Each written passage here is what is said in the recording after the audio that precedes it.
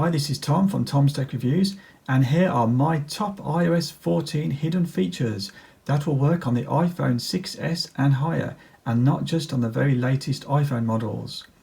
I'm using my iPhone 8 in this tech guide, so let's get started.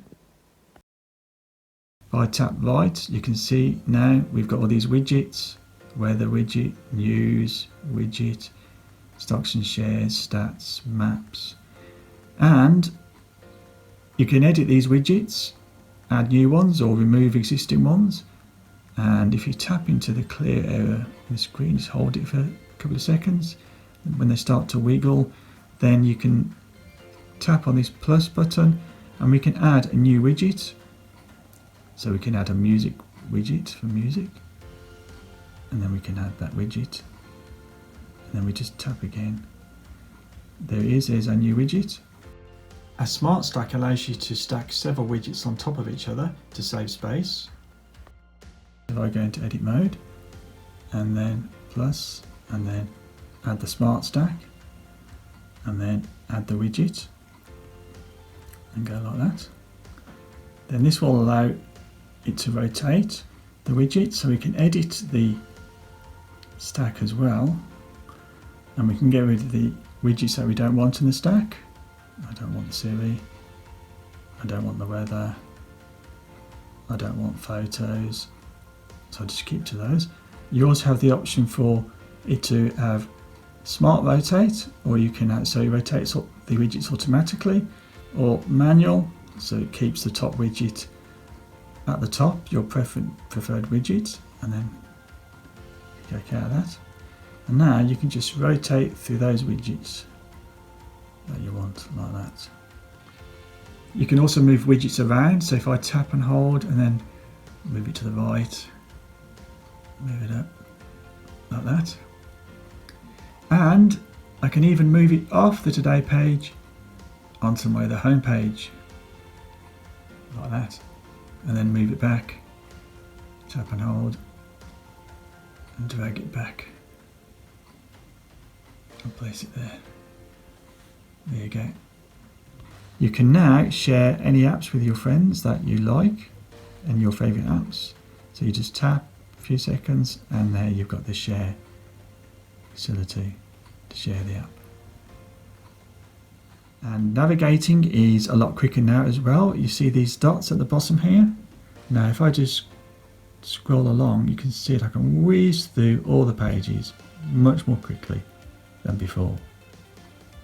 We've now got an app library as well, so you can help to declutter your pages, and they've got all the different categories. I'll show you how to move an app to the library. I should use this app here, and we just need to tap and hold on it, and then we have an option to remove the app, and if I tap on remove the app, and then instead of deleting it, we can move it to the app to the library. And so it's gone from here, but it still remains in the library. And then we can add that back to the home screen, so tap and hold, and then add it back to the home screen like that, and it's back on the home screen. If we go to photos, we can show you a whole new range of colours that are available. Click on edit, click on markup, and now here we can choose from either grid section of colours or a spectrum of colours where you can have any hue you like, or even sliders if you know the exact colour that you want, and then click on the plus to select the colour and then come out of that, and now the colour's there. And now, okay, I want that, so let's that's it, and there's your colour that you want. So there's a lot more variety in editing photos. If we go back to photos, and I can show you the hide function that has been improved. Now before, you can hide this photo by tapping on here and then tapping on hide here. and then we can hide the photo. So you'd hide it like that, and then if I go to hidden, if I go to hidden here, you can see that it's still there. It's in my hidden album. But somebody could still see that hidden folder. So Apple have gone a bit further. Now what you can do is you can go to settings and we go to photos. There you go. And now your hidden album, you can actually hide the hidden album. Well, hang on a sec, what I'll do, I'll just park that while I'm showing you this. And now I can go there and I can hidden album. So now if I go back to photos, that has gone, that hidden album's gone. So nobody can see your hidden photos unless I go back to hidden album like that. And then if I go back, it's back. Okay.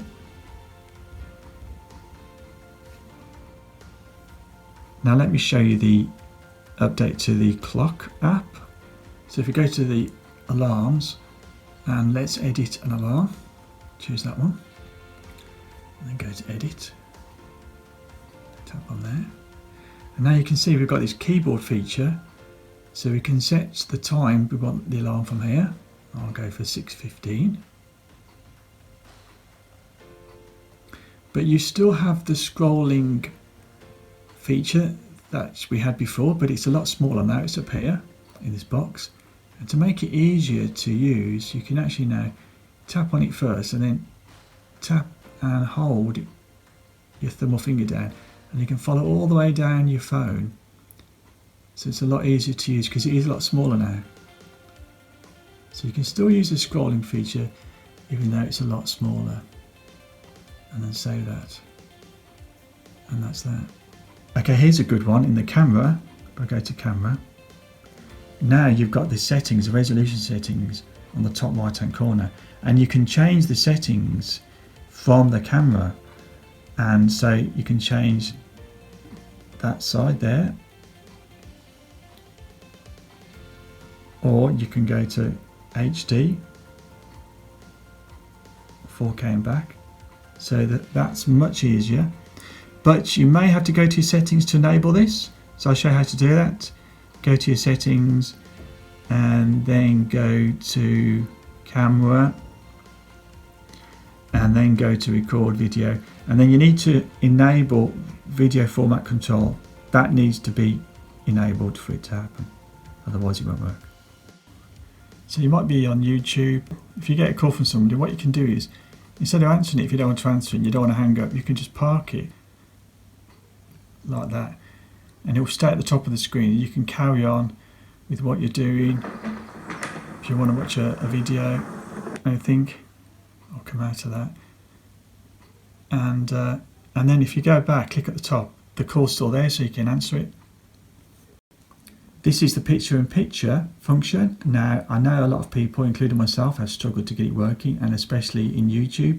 I've not managed to get it working in the YouTube app yet, but you can get it working in YouTube if you use YouTube via your browser and you go to YouTube on the internet. And here I've got a video ready to show you how it works. So when you find a video in YouTube via your browser, you just open the video to full size, like that, and then tap on the video, and then tap on this icon here, and it gets into picture-in-picture mode. So you can move it around, you can shrink it, you can park it, either side, bring it out, and also you can come out of your browser and you can still watch the video while you do other things. I can go to my today page, like here. I could probably go and look at read a news article while still keeping this video alive like that. So it's a really great feature. And if you want to go back to where you were, you tap again tap on that icon, it's at the right now, and then we're back, and we should be back, if I close that, we're back on the browser where the YouTube website. So that's a really great feature. Now finally, Apple have allowed us to use a different default browser other than Safari, and as long as it's an Apple approved browser, so you can use Chrome, which I've already downloaded, or any other approved app browser from the App Store. You need to download it onto your phone first, and then after you do that, you go to Settings, and then we need to scroll down to where the browser is, and there's Chrome. So now tap on that, and default browser Safari, so tap on that. So now I can go and I can set Chrome as my default browser, like that. Well, I hope you found this video very useful. If you did, please thumbs it up, and I'm sure there'll be a part 2 to this video, as iOS 14 was such a big update. So please subscribe to be the first to see that, and if you know of any cool iOS 14 features yourself, which I haven't covered yet, then please do share them in the comment section below, and I'll mention you in my part 2 video. Thanks for watching.